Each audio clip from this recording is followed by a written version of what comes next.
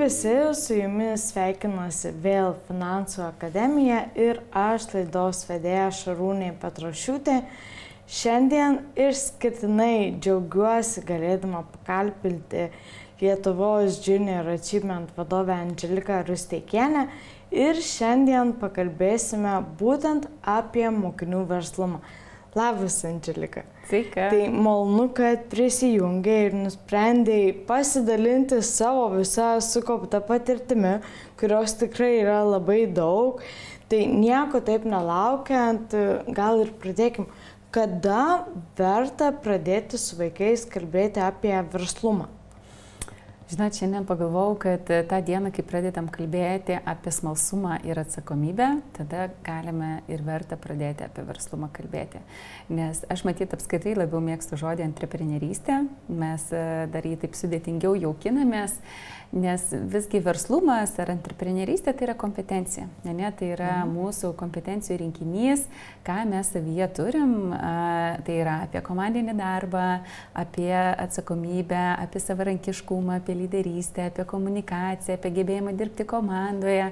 Ne, toksai rinkinys mūsų savybių, kurias mes galim kaip žmonės turėti, tam, kad galėtume veikliai, proaktyviai gyventi mūsų visuomenėje, joje kurti, kas yra ypatinga dovana 21 amžiuje, ir ne, nes turim tiek daug įrankių ir technologinių ir ne tik iš tiesų užsiimti kūrybą, ypatingai čia Europoje, kai tiek esame pažengę į priekį.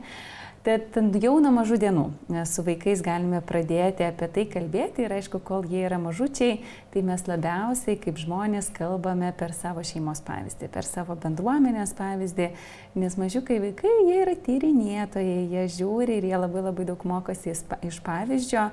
Tad matydami, kaip gyvena jų tėveliai šeimoje, kaip gyvena jų bendruomenė, kaip gyvena aplinka darželėje ar mokykloje, tai jau yra pirmieji žingsniai, kai mes galime kalbėti apie antreprenerystę. Tai yra matyti svarbiau dar pirmieji žingsniai, kai mes galim parodyti, ką reiškia būti versliu žmogumi. O kaip tėvai galėtų parodyti? Na, mums tai atrodo savaime suprantama, kadangi vis tiek daugiau su tuo esam susipažinę. Bet tėvai, kurie galbūt dirba samdomą darbą, nėra verslininkai ir tų kompetencijų galbūt turi mažiau, kaip jie galėtų savo vaiką paskatinti ir kitų kelių galbūt gyvenimą pakreipti. Taip. Jo, tai matyt, nepaisant to, ar mes esam šiandien verslininkai, ar ne tik, mes galim turėti antreprenerystės geną. Nes žmogus antrepreneris, jisai nebūtinai turi būti verslo kūrėjas, jisai gali būti puikus antrepreneris viduje organizacijoje, kuris nuolat pas vadovą ateina ne su 3 problemom, o su 3 pasiūlymais, ką padaryti kitaip, ką padaryti geriau, kaip mes galime inovuoti, kaip mes galime proaktyviai judėti į priekį. Ir kartais galvoju, kad, žinot, tas pirmasis pavyzdys prasideda nuo atsakomybės pasikloti savo lovą. Kai mes ryte atsikeliam ir su vaikučiais ruošiamės ar į mokyklą, ar į darželį, ir pirmas geriausias dalykas, ką mes galim jiem parodyti kaip pavyzdį ir paprašyti jų jau tą pradėti daryti, tai yra pasikloti lovą. Nes matyt, vienas pamatinių dalykų, bet kuriam versliam žmogui, tai yra galimybė ir gebėjimas prisimti atsakomybę už savo veiksmus. Ir to pačiu disciplina ir rutina. Jo, tai irgi yra svarbu, bet prasidėti nuo to pirmo žingsnio, kad aš esu atsakingas už savo gyvenimą, aš esu atsakingas už savo veiksmus, kuriuos darau, tai sakyčiau, tai yra pats pirmasis žingsnis. Ir žinot, būnant šeimoje ir gyvenant tuos savybės, kurių reikia kiekvienam, kad ir verslininkui, jos yra mūsų kasdienėje rutinai.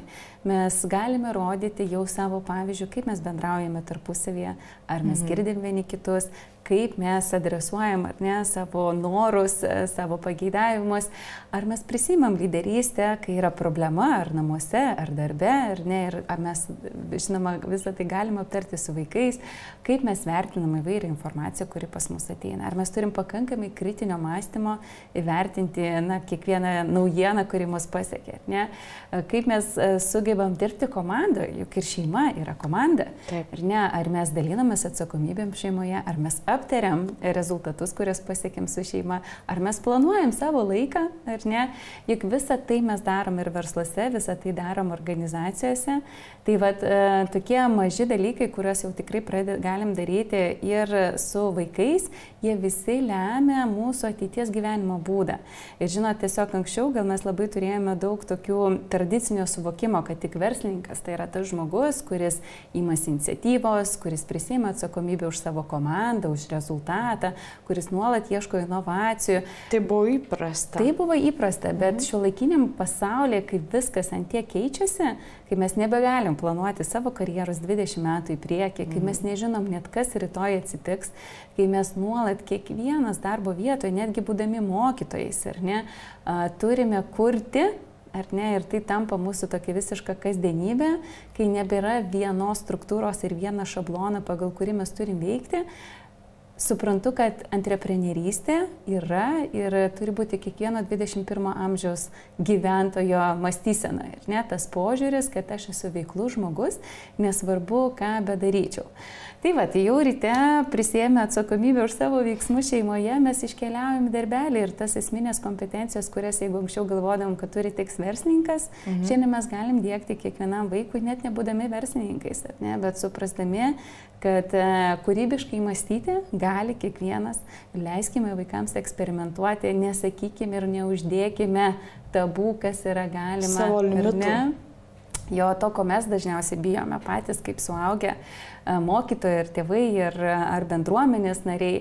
Ne, tai leiskime jiem veikti, leiskime eksperimentuoti ir patirti va, tą džiaugsmą, kai tu pats gali sukurti ir jeigu tai, kas sukuri, gali ir parduoti, kaip tikri verslininkai parduoda, ar ne, tai dar yra va, tas žingsnis link verslo kūrimo galbūt ateityje. Taip, o po to jau pereinam į mokyklą, tai kurioje klasėje, sakyčiau, gal prasideda intensyvesnis nukreipimas vaikų į tą verslumo būtent, kas yra verslas, kaip atrodo verslas ir kaip čia galima papildomai tų pinigų uždirbti. Tai labai noriu pasidžiaugti, kad šiandien Lietuvoje mes jau turime galimybę ugdyti mokinius nuo priešmokyklinukų, tai reiškia nulinės klasės. Šiai dienai, kadangi vadovauju Lietuvos Junior Achievement organizacijai, labai džiaugiuosi, kad su komanda atnešame mūsų pasaulinę praktiką jau pas pradinukus ir jau priešmokyklinį 1, 2, 3, 4 klasėje vaikai pradeda eksperimentuoti su verslumo patirtimi. O ką jie veikia? Man taip įdomu, kaip tai praktikoje atrodo, ką tie pirmokai, antrokai gali kuo nustebinti. Kuo gali nustebinti. Tai iš tiesų jie pradeda su mokytais, dažniausiai mes dirbame su mokyklomis, darbuotis ir pažinti nuo paprastų dalykų, kas yra norai ir kas yra poreikiai. Ar ne, toksai matyti apskritai pamatinis ekonomikos dalykas, kai mes turime per įvairias užduotis suprasti ir išmokti, kad visko, ko noriu, galbūt man nebūtinai reikia.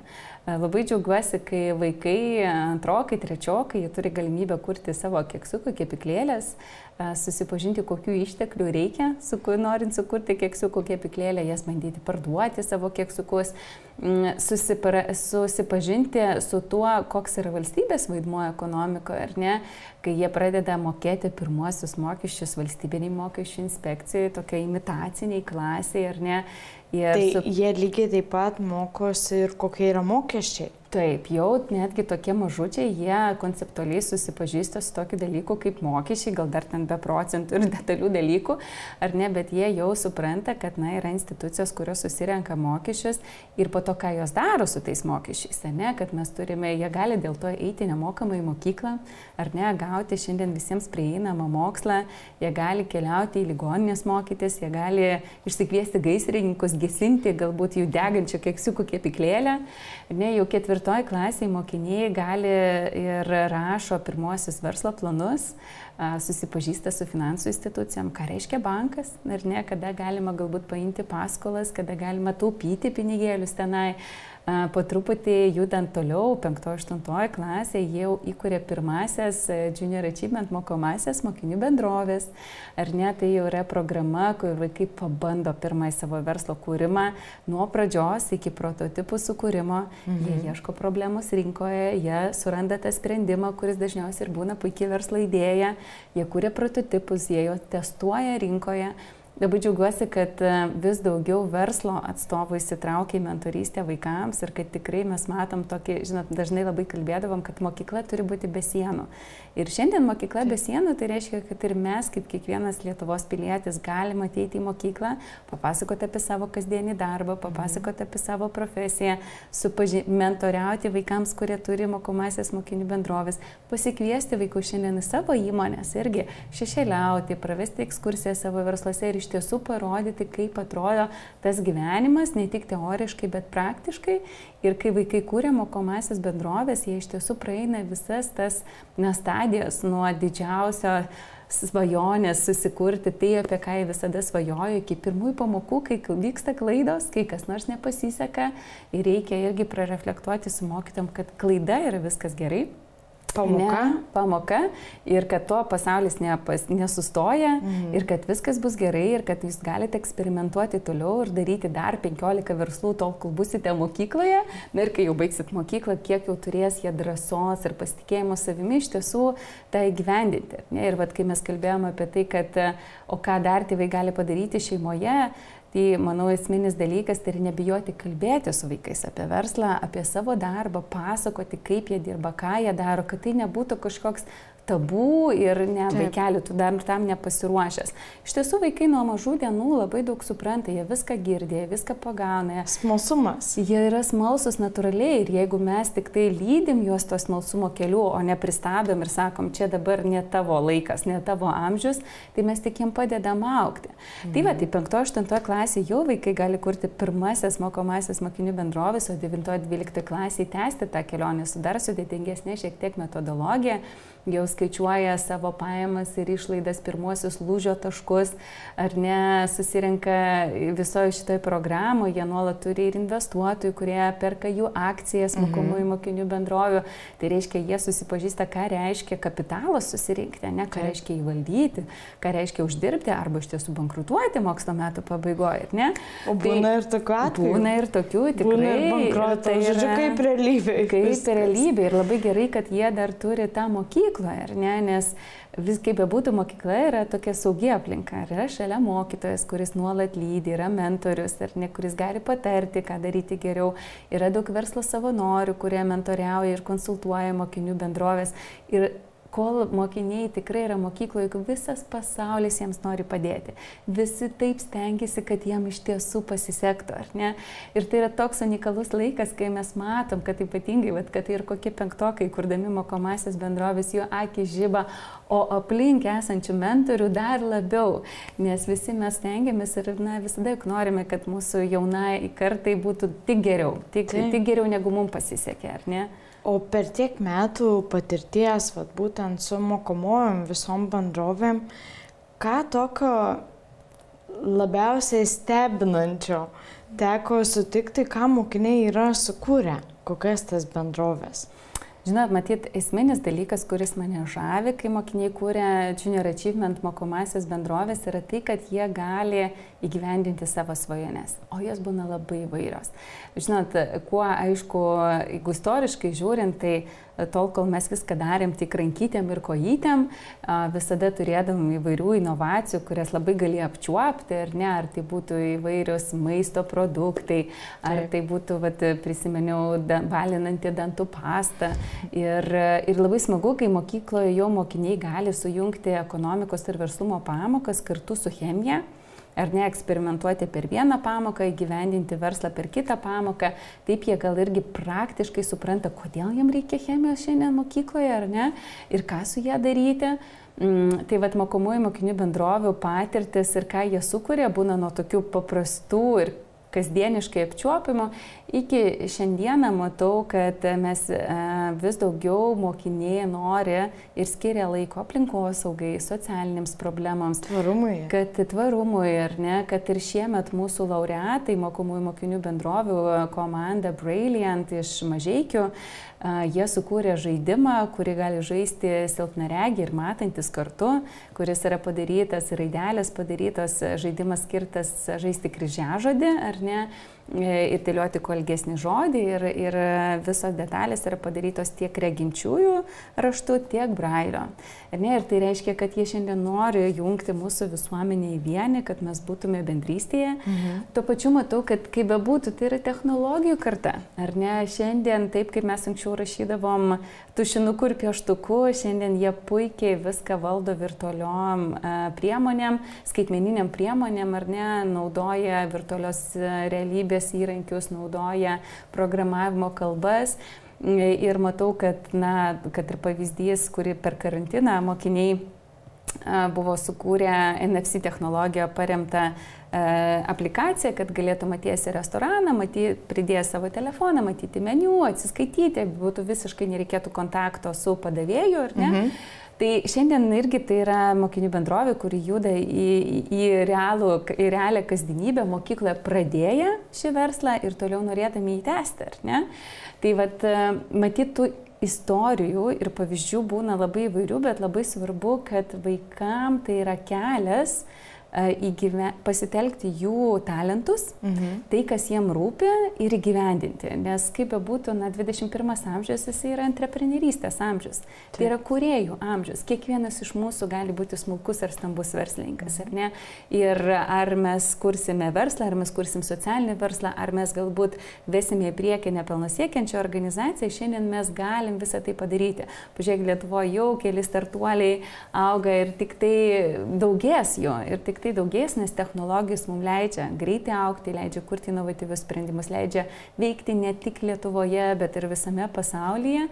Ir be galo noris palinkėti, kad mūsų karta mokykloje tik dar daugiau gautų žinių ir kompetencijų, kaip valdyti technologijas, kad šis įrankis, mes jo nebijotume visuomeniai, ar ne, ir įgautų kompetencijų ir praktikos kurti savo verslus, kad jie irgi drąsiai rizikuotų. Nes vienas tokių išmatyta sudėtingesnių iššūkių yra, kad mūsų visuomeniai didžioji dalis mes bijome rizikuoti, prisimti atsakomybę, ar ne, nes mes taip bijom daryti klaidas, ar ne? Bet čia gal natūraliai iš šeimos bendravimo tai yra atėję, nes, pripažinkim, tėvams buvo sudėtingiau įgyvendinti savo idėjas, vien tik tai svetimų idėjų priėmimas buvo ribotesnis, sakyčiau, negu yra šiai dienai. Ir, stereotipų dar visokių galim gauti šeimoje. Bet aš tuo pačiu džiaugiuosi, kad yra organizacija, tokia kaip Junior Achievement Lietuva ir tie mokytojai, kurie neša tą verslumo vėliavą, kad žiūrėk, tu gali. Ir tai yra įmanoma. Ir jau kiek yra eilė metų pavyzdžių, jog mokiniai sėkmingai vysto savo veiklas. Aišku, man dar įdomiau, kiek tai vyksta jau po mokyklos. Ar žinai, ar yra tokių sėkmingų atvejų, kad Junior Achievement pradėję savo tą verslininko karjerą ir šiandien būtų sėkmingi ar dar pakeliui į didelę sėkmę? Labai, to matyti ypatingai džiaugiuosi, nes mūsų ir poveikio tyrimai Europos rodo, kad kai vaikai mokykloje turi galimybę kurti mokomąsias mokinių bendrovės per ateinančius 10-15 metų, apie 15% jų imasi vienokios ar kitokios verslumo veiklos. Ir jeigu taip žiūrėčiau istoriškai, šie metai mums ypatingi, mes švenčiam 30-metį, tai 30 metų veiklos Lietuvoje, tai iš tiesų galim stebėti, kaip alumnai, kurie dar mokykloje turėjo galimybę mokytis pagal Junior Achievement programą, šiandien turi savo puikius verslus, ar tai būtų teisės srityje, technologijos srityje, kibernetinio saugumo srityje, labai įvairių. Ir tai yra pavyzdys ir labai dažnai jie pasako patys, kad būtent mokykloje jie buvo įkvėpti suprasti, kad aš tikrai galiu, tai yra mano kelias, niekada gal nebūčiau pagalvojęs. Ir tuo pačiu pasidžiaugti, kad ir pastarųjų kelių metų, štai labai laukiu rudens, nes komanda iš Klaipėdos arbatukai, kurie sukūrė arbatą, kurią mes galim pamatyti kaip guminukų pavidalų, įdėjus į puodelį išpilus karšto vandens, gauname fantastinę arbatą, tai jinai jau rudenį pasieks Lietuvą. Ar neišdirbę technologijoje Šveicarijos gamykloje, jie jau užsakė pirmąją partiją arbatos, kurie atkeliauja, tai vat galėsim visi paragauti, visi įsigyti, nes šią svajonę mokiniai pradėjo dar mokykloje ir jau dabar tęsia. Bet dar svarbu, man atrodo, paminėti, kad net jeigu tu neįkuri savo verslo, man labai gera matyti tos žmonės esančius organizacijų viduje, nes tai yra žmonės, kurie yra antrepreneriškos mąstysenos ambasadoriai. Ne, jie ateina ir jie nori kurti organizacijos viduje, jie nenori tik tai status quo, jie nori pokyčių, jie nori inovacijų, jie nori, kad visai komandai būtų smagu šiandienos organizacijose. Tai jie realiai nebenori būti tik tai techninių darbuotojų, bet daugiau įstraukti ir į pačią verslo plėtrą savo idėjom, savo žiniom, galimybėm, pasiūlymais. Ir čia man labai sudomino tie guminukai. Tai panašu, jog iš mokomųjų bendrovių mokiniai pereina ir į tarptautiškumą labai plačiai. Taip, ir aš labai šiaip džiaugiuosi, nes matyt, vienas dalykas yra išbandyti mokomą mokinių bendrovę mokykloje, kur yra saugu, yra mokytas, mentorius, kuris patiria, vėliau išeiti nacionaliniu mastu, nes kasmet mes išrinkam geriausią mokinių bendrovę Lietuvoje ir skraidinam į Europos čempionatą, ar ne? Tai jie jau turi pirmasias patirtis tarptautiniu mastu dar mokykloje.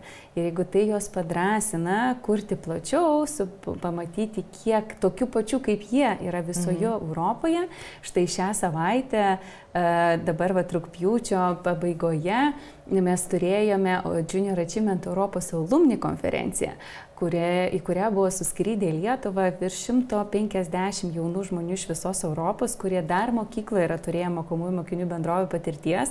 Ir teko stebėti, kad labai daug iš jų yra šiandieną arba verslininkai, arba inovatoriai savo organizacijose, nes būtent tas pagrindas mokykloje matyti, kad tu gali, kad iš tiesų to rinkai šiandien 21 amžiuje reikia, tampa realybė.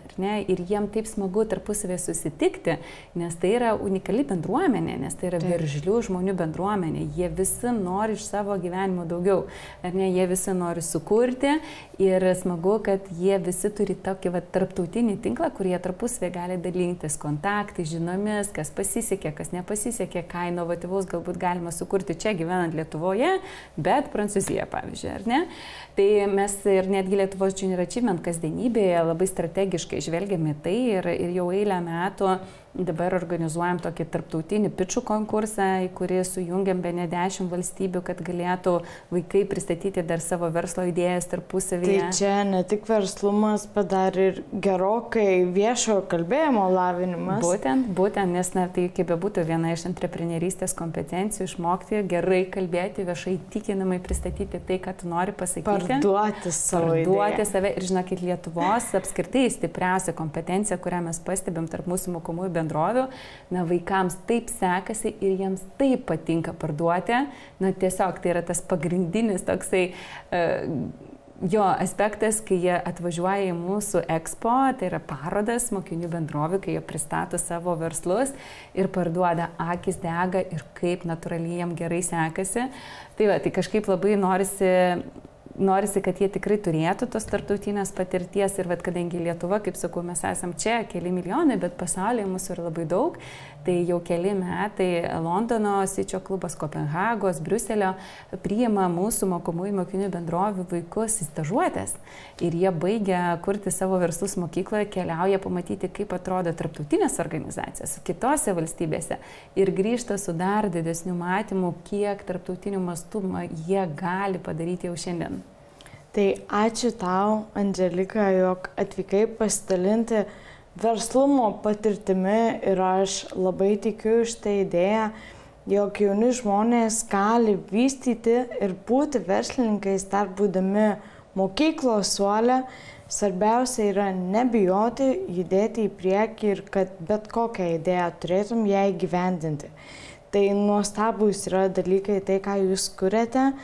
Ir ačiū mūsų laidos žiūrovams, kurie prisijungėte ir žiūrėjote Finansų akademiją, bei mūsų laidos partneriams, tai Megė Apranga ir grožio specialistai Neringai Šmigilskienei. Iki kitų susitikimų. Ačiū dar kartą.